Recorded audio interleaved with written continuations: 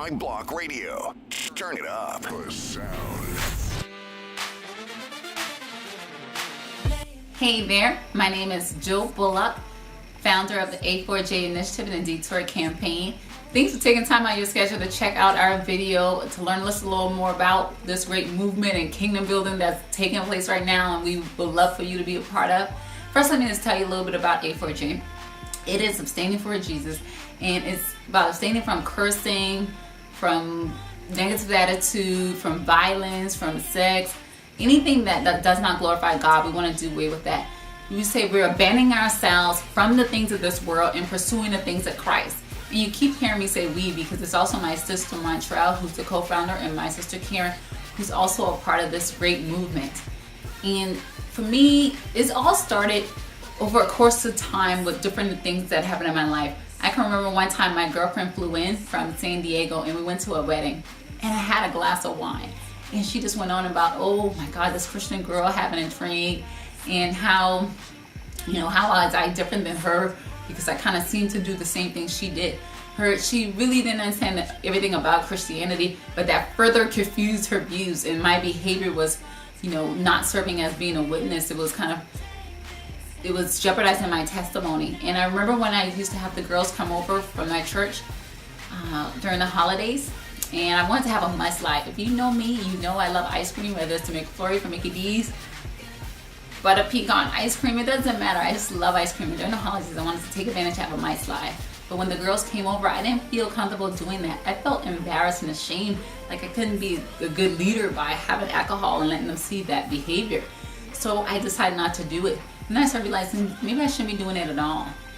Then it was the cursing. I used to curse like a sailor, every other word. And my girlfriend would say, oh, why are you saying God forgive me if every second later you're going to curse again? Are you taking advantage of God's grace and not being sincere?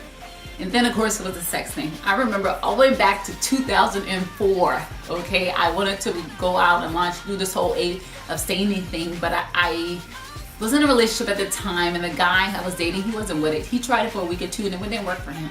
And I was afraid that if I committed to it, that he would leave me and the relationship would dissolve. Needless to say, the relationship dissolved anyway, like a year later.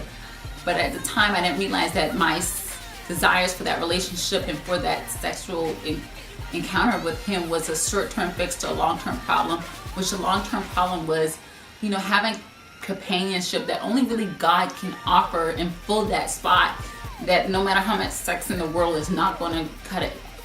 I'm not sitting here in front of you trying to say that ever since all of this that I've been perfect and I haven't sinned, because that is not the case, and you don't have to be perfect to be a part of this. God used Rahab, who was a prostitute. God used King David, who was an adulterer and murderer. And he can use you too. He used me. He can use you as well. So don't feel like you have to be perfect to be a part of this mission. And you may say, how can you be a part? You can be a contributor. And part of that is that you can invite your Facebook friends and your email friends from your Yahoo or Gmail account to like our page. And we can show you how to do that. It's really easy. Or you can give a financial contribution. Or you may want to be a area coordinator in your area where you hold events monthly or quarterly to have meetups, and we can provide you with the information to present to your followers, and whether you're doing it to a group of single women, or if you want to do it as a married couple, or if you want to do it to youth. We have all of those things available, and we would love to share to help you move forward in the kingdom building effort and with this detour. So we're detouring from the things of this world and we're pursuing the things of Christ. Thanks so much for checking out this video. You can learn more by going to our blogspot at abstainingforjesus.blogspot.com.